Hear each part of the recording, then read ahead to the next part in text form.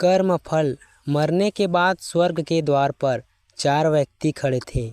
इन 4 व्यक्तियों में पहला राजा था, दूसरा एक बिजनेसमैन था, तीसरा पंडित था और चौथा एक आम आदमी मजदूर था।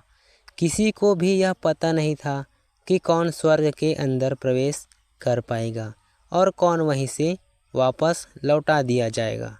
सब स्वर्ग का दरवाज़ा खुलने की राह देख रहे थे, जैसे कि राजा को मरने से पहले से ही आदत थी। उसने अपनी बात सबसे पहले बताई। राजा ने कहा, मैं बहुत प्रख्यात राजा हूँ। मैंने धरती पर अपना बहुत नाम कमाया है, इसलिए पूरी संभावना है कि मैं ही स्वर्ग में जाऊँगा। फिर व्यापारी ने अपनी बात सामने रखी। वह बोला, मैंने धरती पर खूब धन कमाया और उस धन से मैं सैकड़ों लोगों की मदद की, इसलिए मैं ही स्वर्ग का हकदार हूँ। अब बारी थी पंडित की। तो पंडित ने मुंह खोला और सबको यह कहा, चाहे तुम जो सोच लो, लेकिन यह बात तो तय है कि स्वर्ग के दरवाजे खुलेंगे तो मेरे लिए ही। सब जानते हैं कि पंडित दिन रात भगवान को याद करते हैं, इसलिए स्वाभाविक है कि स्वर्ग में पंडित का स्वागत किया जाए। जब सब ने अपना अपना पक्ष रख दिया, तब सबकी नज़र उस मजदूर पर थी जो चुपचाप अपनी नज़रें नीचे झुकाए बिना कुछ बोले वहीं पर खड़ा रहा। स्वर्ग का दरवाज़ा खुला और वहाँ पर एक देवदूत आकर खड़ा हो गया। देवदूत के हाथों में एक पुस्तक थी जिसमें इन सभी के कर्मों के बारे में लिखा हुआ था। देवदूत ने सबसे पहले राजा को अपने पास बुलाया और उसको पूछा, तुम बताओ, तुमने अपने जीवन में क्या क्या अच्छे कर्म किए हैं? मैं उन्हें इस पुस्तक में देखकर फैसला करूँगा कि तुम्हें अंदर आने देना है या नहीं।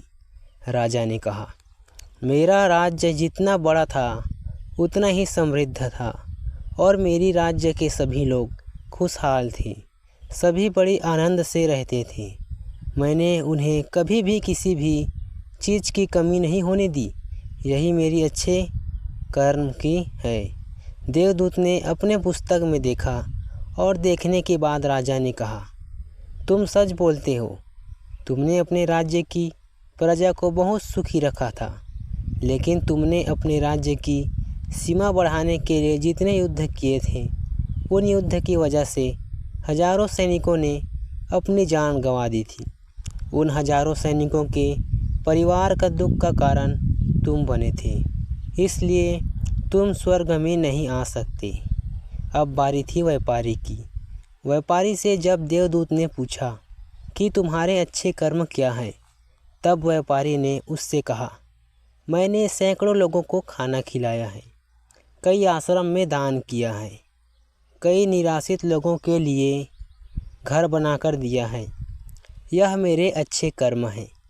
देवदूत ने फिर से अपने पुस्तक में ध्यान से देखा और देखने के बाद व्यापारी से कहा, तुम्हारा कहना भी ठीक है कि तुमने बहुत दान धर्म किया है, लेकिन यह दान धर्म तुमने जिस पैसों से किया, उन पैसों को कमाने के लिए तुमने ना जाने कितने झूठ बोले और कितनी हेरा फेरी की है और कितनी मिलावटी की है, इसलिए तुम भी स्वर्ग में नहीं आ सकते।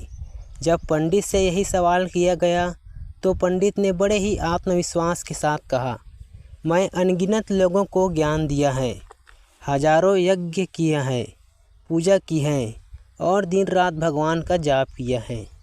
इससे अच्छे कर्म और क्या ही हो सकते हैं। देवदूत ने अपनी पुस्तक के अंदर झांक कर देखा और पंडित से कहा, अपने जितने भी लोगों को जो भी ज्ञान दिया है, उन बातों पर खुद कभी अमल नहीं किया। आपने यज्ञ, पूजा या भगवान का नाम निस्वार्थ भाव से कभी नहीं लिया, इसलिए आपका भी स्वर्ग में आना प्रतिबंधित है। मजदूर यह सब देखकर हैरान था। वह अब तक जिन्हें महान समझता आ रहा था, उनकी व्याख्या स्वर्ग के दरवाजे पर आकर बदल गई। धरती पर जिन कामों को अच्छा समझा जाता है उनका यहाँ पर कोई मूल्य नहीं था। यमदूत ने जब इस मजदूर को अपने पास बुलाया और इससे पहले की वजह उससे उसके अच्छे कर्म के बारे में पूछता, मजदूर बोल पड़ा, प्रभु, मैं जानता हूँ कि मैं भी स्वर्ग में आने के लायक नहीं हूँ, लेकिन मैं फिर भी एक बार बाहर से ही स्वर्ग को झांककर देखना चाहता हूँ। बस इससे ज़्यादा मेरी कोई इच्छा है ही नहीं, क्योंकि ऐसी इच्छा पालने के लिए मैंने जीवन में कुछ भी नहीं किया। मैं पूरा दिल मेहनत करता और जो भी पैसा कमाता उन्हें अपने परिवार की पालन पोषण में खर्च कर देता। इसलिए दान धर्म के लिए कुछ बचता ही नहीं। लोगों की भला मैं क्या सेवा करता, क्योंकि काम के बाद जो थोड़ा सा समय मिलता उसको अपने ही बूढ़े माँ बाप की सेवा में बिता देता। और यह सब करने के बाद मैं कभी कभी मंदिर भी चला जाता और भगवान से जैसा भी मुझे दिया है उस जीवन के लिए धन्यवाद कहता। देवदूत ने अपनी पुस्तक में बड़े ध्यान से देखा और थोड़ी देर देखते ही रहा। फिर उसने मजदूर से पूछा, तुमने कभी तो कोई अच्छा काम किया होगा? मजदूर ने थोड़ी देर सोचने के बाद बोला, हाँ, मुझे थोड़ा थोड़ा याद है। एक बार मैं बहुत भूखा था और मैं खाना ही खाने बैठा था कि एक बहुत ही कमज़ोर कुत्ता जो ठीक से चल भी नहीं पा रहा था वह मेरे पास आ गया और मेरी खाने को देखने लगा। तब मैंने अपनी रोटी उसे खिला दी और उस दिन मैं खुद भूखा सोया था।